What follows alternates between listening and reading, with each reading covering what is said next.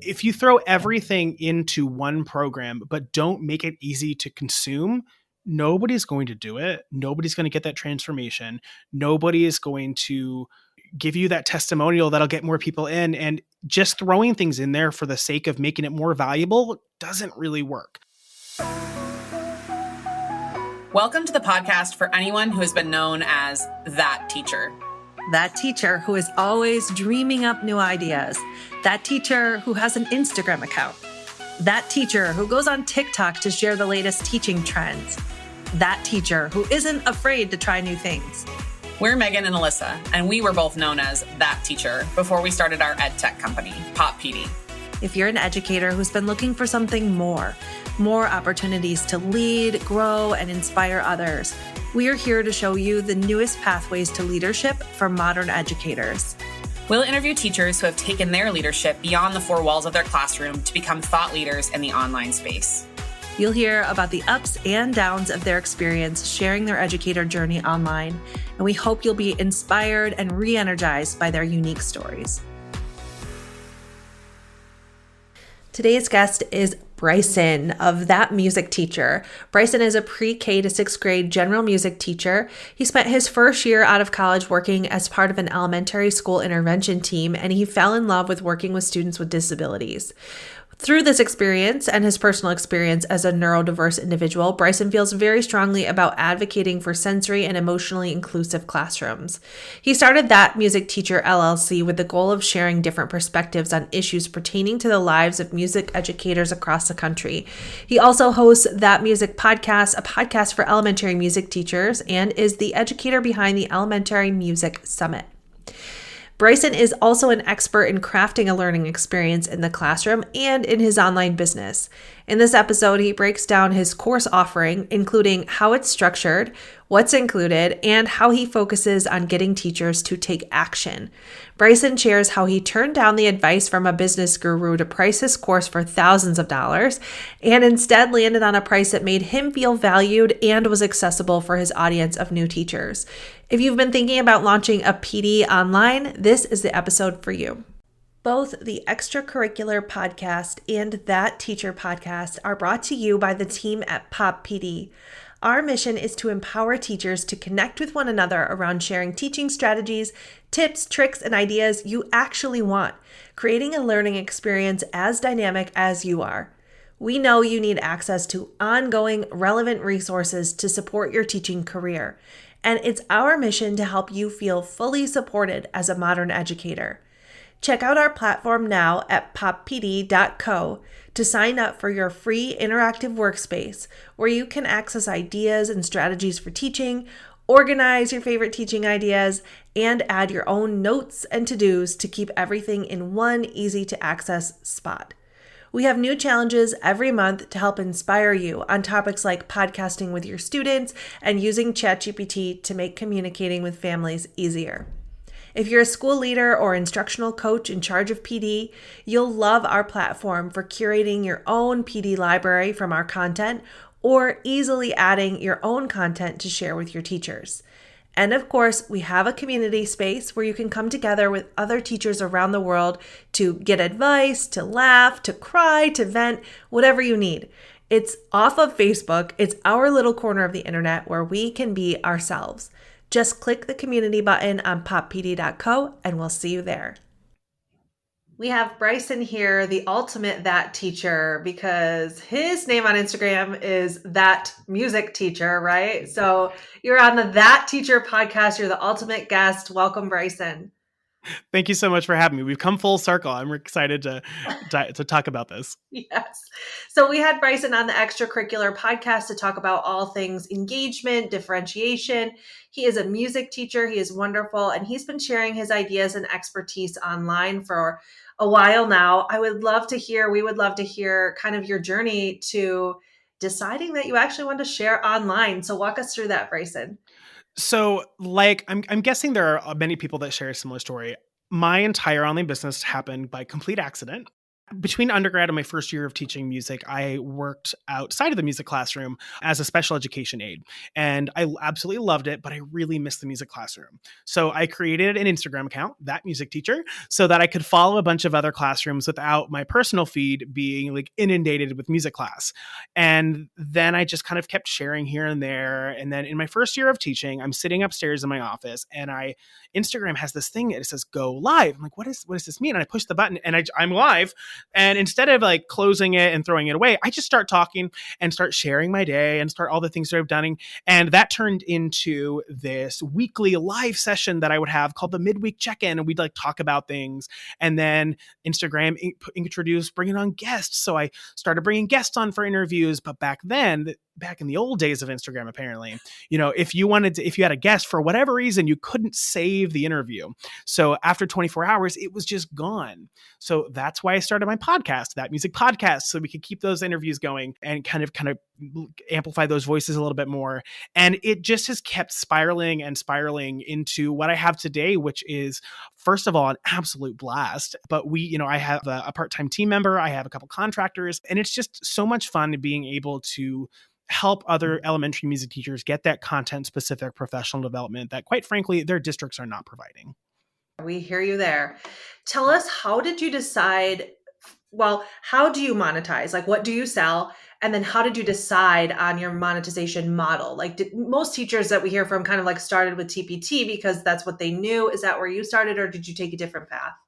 Yeah, I started with Teachers Pay Teachers. Spoiler alert, I absolutely hated it. It was not fun. I have a lot of products there, but it just wasn't my thing, my forte, so to speak. And then it's still technically there. I get a couple $100 every month, coming in the background. But what I really get the majority of my revenue comes from is I have a signature course called General Music Jumpstart, which is essentially all the things we should have learned in undergrad about teaching elementary music, but didn't quite do that because our programs were so focused on middle school, high school.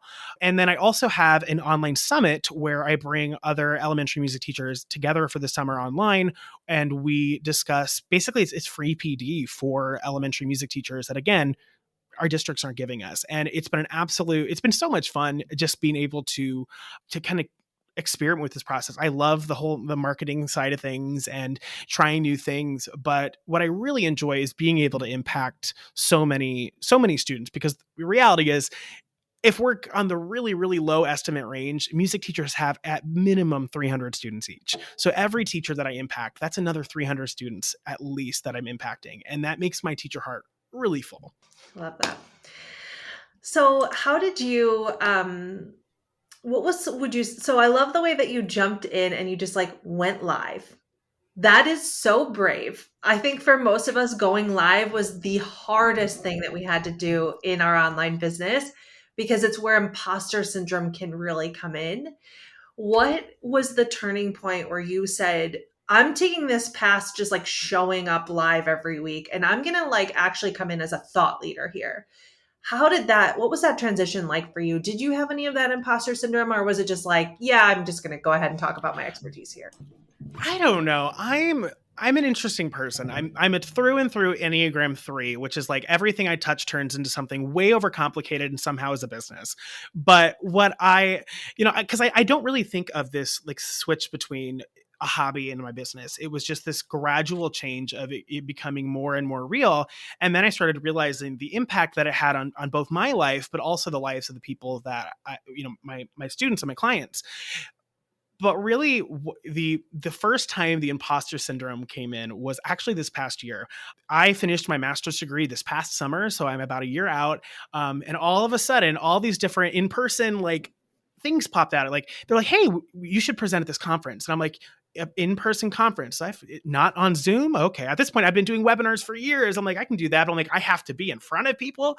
That was kind of the first point. And then I was asked to teach a graduate level course this summer, and I'm like, I've had my master's degree for like a week, but okay, like let's do it. And it really goes to show that you don't have to have all of the answers. You have to have proof that you can do it for yourself and for some other people, but also you can just be one step ahead. You don't need to be this teacher with 6 doctorate degrees and 40 some years of teaching. You can be someone who's only been teaching a couple years but have been really successful in one area and still make an impact on other teachers. 100%. That's great. And you're kind of building on different experiences, right? You created that account, and then you went live, and then you started bringing people on, right? All these little pieces that you're kind of describing as part of your journey, they were building on each other, right?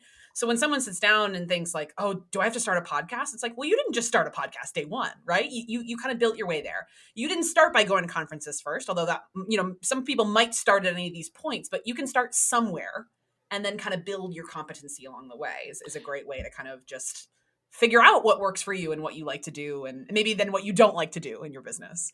Yeah, and that's kind of one of those things where if I looked at my business today and you know way back, back in the day, Bryson was like, all right, we're going to do this tomorrow. This is what this business I'm going to have. It would never have worked because 1, I didn't have the skills. 2, I didn't have the system set up so that I could handle this type of, handle managing a team, handle, doing payroll and quarterly taxes and all those fun, all those wonderful things we get to do as business owners.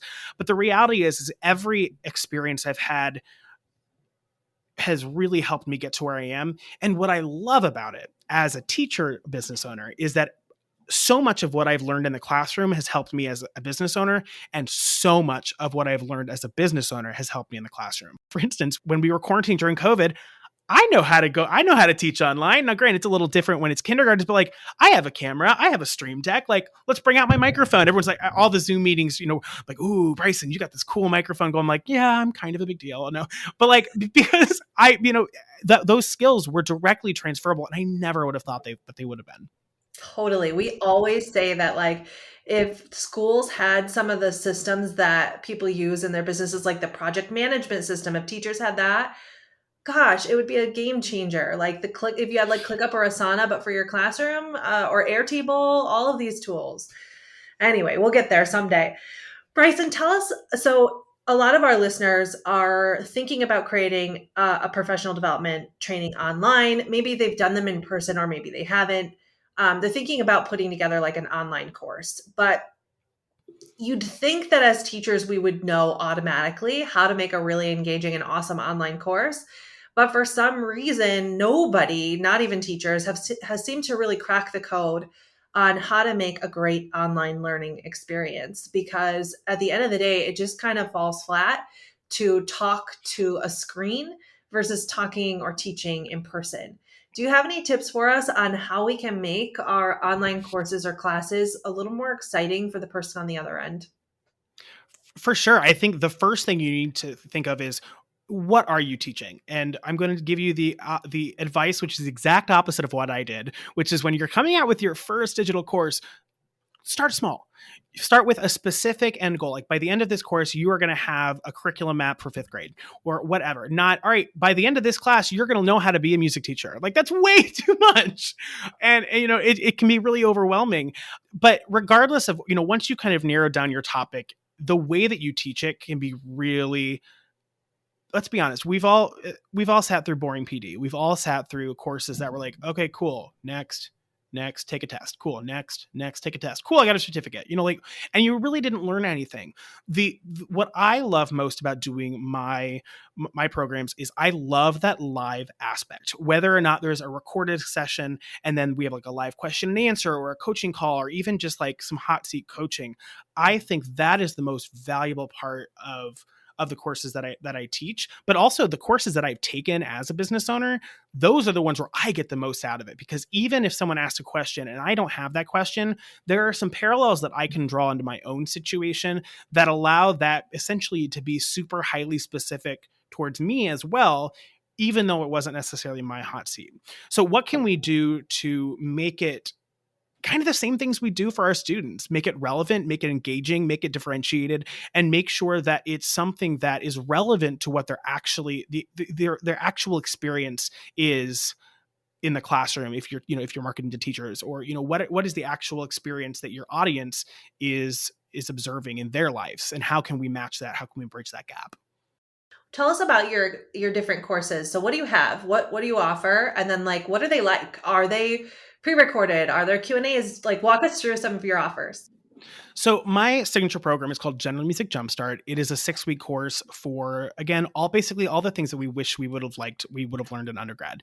So things like pedagogy, differentiation, teacher self-care, inclusion, and things like that. Those are the kind of different modules, the different kind of focus areas that we have within the course. And the way that I have it set up is, and this has grown over time. I'm known for re-recording my course every time I launch it, which is something I'm trying not to do as much. But essentially, I have a recorded part. We have some sort of PDF follow along, so it might be some additional resources. It might be some templates or things like that. But then the real meat comes into and I I've struggled keeping up with this because it's a lot of work, but it's the favorite part, which is every week during my course, we have an hour-long Zoom call and we talk about, what did we go over in the course? How can we actually relate that to your actual teaching situation? What wasn't clear? What could I apply more of? What did you think was a little off? I kind of frame it more as a discussion rather than me having all the answers, because the reality is I don't. The reality is I want to be a facilitator to help them find the best answers and the best pedagogies and the best approaches for their classroom, even if it's not them saying, all right, well, Bryson said to do this. Even if they said, well, in Bryson's course, there was someone else in my cohort and she brought up this really good idea. There's this really cool YouTube channel that I'm going to be able to use. And that is where, again, when teachers get together and are allowed to communicate and talk to each other, that is where the magic happens. I love that. And what you're doing is, if anyone has listened to the extracurricular episode with Bryson, if you haven't, you're going to want to go check it out. But you're doing exactly what you recommended teachers do with their students, right? You're keeping it relevant. You're connecting to the people taking your course, your program, and you're letting that inform the learning experience in the moment. And then I would also imagine, given your tendency to re-record, is that you're kind of incorporating some of those tidbits as you continue to launch and run the course, as you're able to grow that much more in supporting these teachers, because you increasingly have experience through getting those perspectives of everyone who's taken it before. So you're really kind of building and compounding on that expertise. Yeah. And one of the biggest things that I've learned as I've iterated my course is, what can I do to make it simple? What can I do to make this fit into the lives of my audience? If I were to give my audience a 45-minute video and say, all right, fit this into your week, it's going to be really, really tricky. But if I give them a bunch of 5-minute videos or 10-minute videos, that is so much easier for them to digest. It's so much easier to pull out the actionable steps.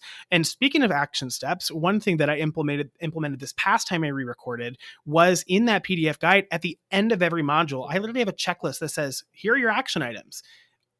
Did you watch this video? Check. Did you read this article? Check. Did you do this homework? Check.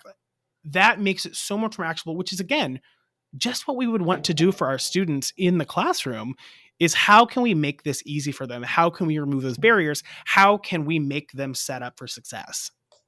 God, I know Megan and I are looking at each other like, validation, because this is what we're building in Pop PD. We actually built a feature in our new platform where you can create a checklist and teachers can check it off. And it'll feel so satisfying because as they're learning, they can check off the action items that they need to then go and complete in their own classroom. So you totally gave us a little validation there, Bryson. Thank you. Unsolicited validation, which we need completely. That is all so great. I want to know, if you don't mind sharing, like, how big are your cohorts? And do you think that these teachers are paying for it on their own, or are they getting funding from their district, or both? So my cohorts tend to be around 20 or so up to this point. Unfortunately, I do think most of my students are paying for it themselves, which is something that I've really had to struggle with and kind of figure out as a business owner. How do I value my time? How do I value the fact that I'm showing up on Zoom every week while still making it accessible? And the first thing I want to address, the elephant in the room, which is that teachers have a weird relationship with money, and that I've had to do a lot of unlearning as a business owner on how do I not let that get in the way of the impact I can make if I were able to make more money. And I think that we don't talk enough about money as a society, but as teachers especially, we're expected to give it away for free because that's what you do. You help other teachers. And the reality is I can have much more impact if I'm able to not have to work 3 jobs. I just stopped doing piano lessons for the first time in 3 years because I have more revenue coming into my business that I don't have to do that anymore in order to pay my bills. And that is allowing me to start new projects. That's allowing me to re-record my course some more. That's allowing me to have maybe more cohorts than I would before. But kind of going towards, well, how do we do that? One of the biggest things that I have really experimented with is with the payment plans. I've kind of, I know, Alyssa, you've talked before about the market gurus, the big marketing gurus, and I've gone against them. And I have a payment plan that is ending this month for a course that I launched in January because I wanted to make it as easy yes as an answer as I could for my students who are typically early career teachers, which they often have a lot less disposable income. And one thing I'll say about that is, I might be jinxing myself when I say that, but I've never had a payment plan fall through. I've never had a refund request going through because I make it easy for my teachers to say yes. I make it easy for them to be successful in the course. And I lay it all out there. I don't hide anything from them. I don't do any of these sneaky things to make them feel like there's, there, this offer is going to go away when it really won't. The biggest thing that I've learned as a business owner is that when you do things from a place of integrity, you will attract the people that you need to attract. 100%. Yes. I love that you just said, you know what, big marketing gurus, I'm not going to go with that. I'm going to go with what feels good. A lot of that urgency stuff, and they're like, yeah, this is going away and you have to pay this way and not that way. It's all marketing psychology that just got kind of trendy. And if it doesn't feel good to you, then it's not going to feel good to your people, and just don't do it. Like, just Yeah, I mean, back in the days of Clubhouse, may it rest in peace. I had conversations with these marketing coaches that are doing these things, and they're like, "Well, you can charge thousands of dollars for this. Your audience, they have iPhones, right?" I'm like, "Well, yeah, but they have to pay for that iPhone. They can't right. just stop paying for it that month." And it's really one of those things where examine your own values, come up with your core values, and use those as your guiding compass, because sometimes someone's gonna say something, you're gonna go like, absolutely not. That is sleazy and that is not happening in my business. I think it's that confidence that's what I'm hoping that everybody who kind of listens to this podcast walks away with, is the confidence to be able to say no when you hear one of those shoulds out in the marketing universe, like, oh, you should charge thousands of dollars, instead of doing it blindly, that you have the confidence to say like, oh, actually, no, that doesn't work for my audience. And I know my audience well enough and myself well enough to know that that's not going to work. Okay, I want to switch gears a little bit, because the top question that we get from our Pop PD course creators is, how do I record my videos? Because the technology and like, what do I need to buy? Do I need to have a microphone? Do I need to have a camera? It just all seems really, really intimidating. And the sitting down to record a video is even more intimidating than standing in front of a room of teachers and teaching in person. Do you have any tips, tricks, anything for somebody who's like worried about recording or putting together a recording setup? Is there like a quick start advice you would give us? What have you got? For sure. First thing is, you can keep it super simple. My first iteration of my course, there was no face to camera. I recorded on Zoom, just sharing my screen. I don't even think I had my microphone at that point. I was probably just talking into the internal mic of my laptop, and it was fine. It wasn't great by any means, but it did the trick. And as I'll be honest, looking around me, I have a setup here because I hyper fixate on those things, and I absolutely love it. Now when I record, I use Ecamm and, different things like that. And I have my microphone, but the reality is if, honestly, like my new MacBook has a better camera than honestly, almost as good as the camera that I have in here, which is kind of an expensive camera. And, using AirPods and your laptop camera can be totally fine. You don't have to overcomplicate it. You don't have to spend thousands of dollars on this system or editing it. You can really make it simple. And one thing that I love to do, doing a live training is so much easier than doing a pre-recorded training because people expect there to be some ums or some things like that. But then you can still use that replay and just say, hey, this was a live training, here you go. And you can really make it as simple or as easy or as simple or as complex as you want, depending on where you are, what your skill levels are, and how much work you want to do on learning a new platform or learning a new skill or something like that. The reality is the content is what you really need to make sure you have down. Don't let the fear of recording and getting it out into the world keep that content that you believe in, that you think will change people's lives. Don't let that get in the way of actually being able to create that impact.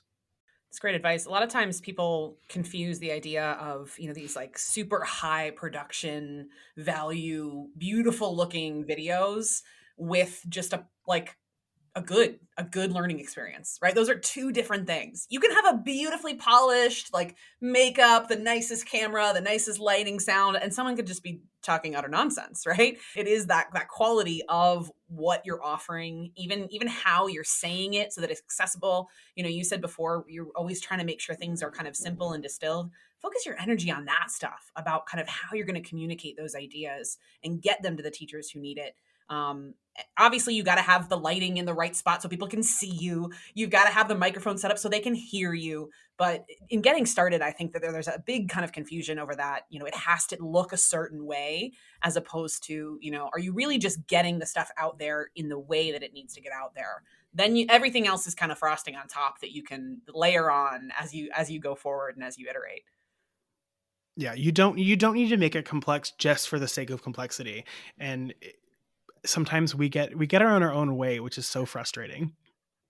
Shout out to all the perfectionists out there. You got this. Just hit record. You can do it. This is your push. Okay, before we get into the lightning round, my last question, I actually want to pose this to Bryson and Megan, because you both are really experts in learning design and making things engaging. What would you say is the biggest mistake you see people making when they go to create an online course? What is the worst thing you can do? Bryson? I would say the most common thing that I see, and I've done it myself, is putting way too much information in there without it being digestible. It's like if you throw everything into one program, but don't make it easy to consume, nobody's going to do it. Nobody's going to get that transformation. Nobody is going to give you that testimonial that'll get more people in. And just throwing things in there for the sake of making it more valuable doesn't really work. Keep it simple.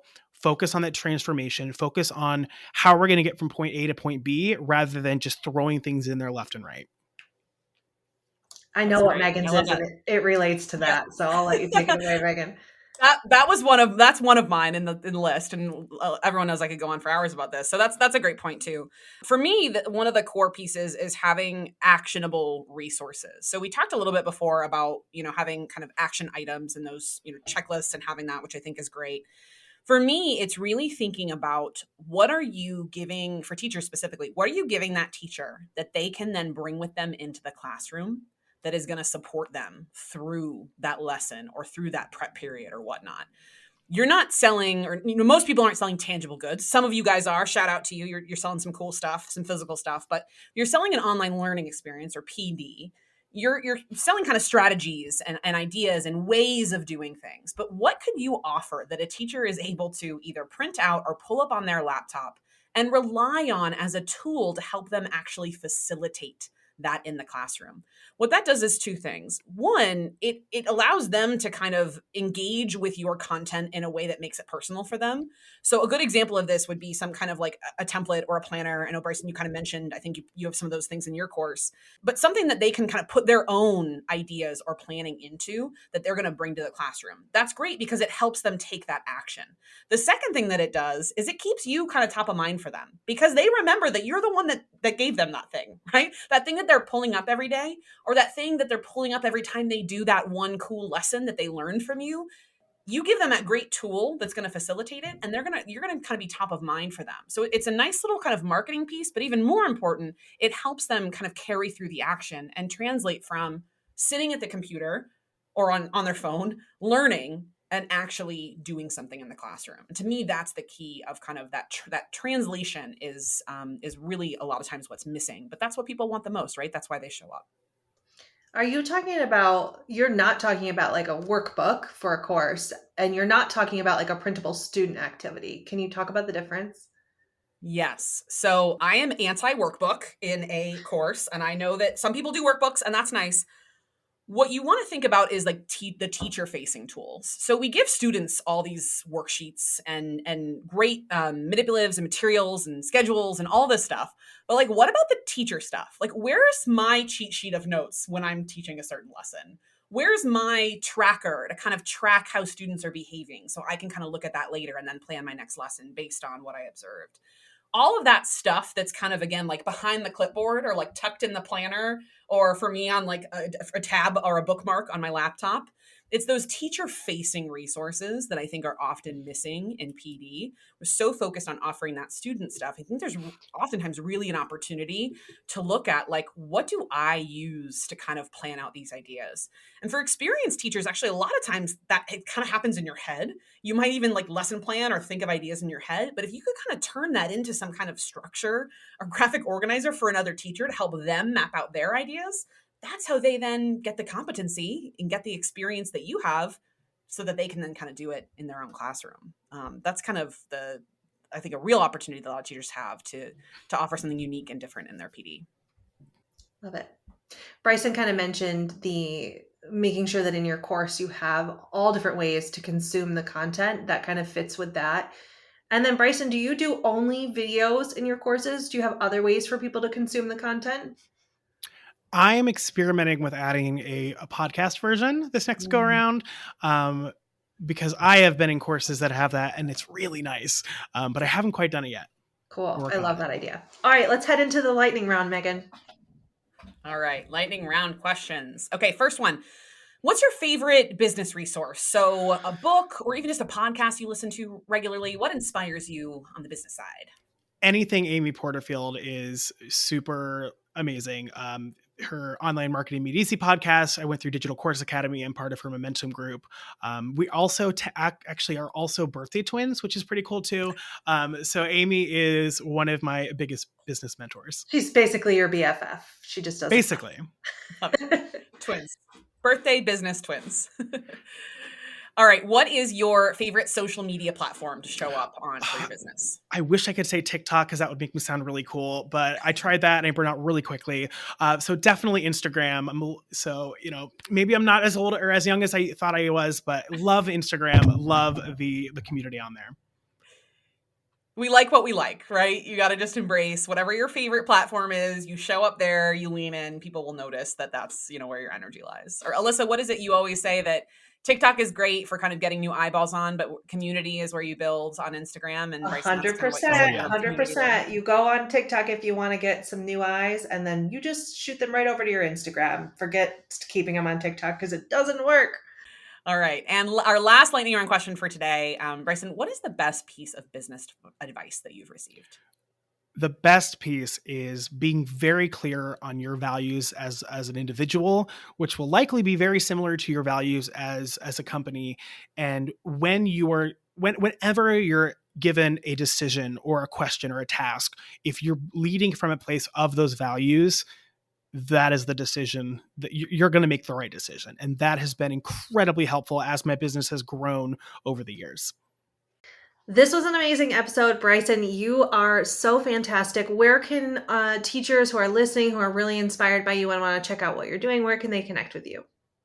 The best place to reach out is over on Instagram at That Music Teacher. I would love for you to send me a DM and we can keep this conversation going. Amazing. Thank you both. And we'll see everybody in the next episode. If you had a light bulb moment during this episode or you thought of an idea to share, join us inside our podcast community to tell us your thoughts on both the extracurricular and That Teacher podcasts. We have a space for you to comment and chat with one another about each episode. We believe that sharing our experiences as educators is what keeps us moving, learning, and experiencing more of a sense of connection. You can join us inside the community to access all the podcast episodes and the discussion prompts. Just click on Join Community when you go to poppd.co.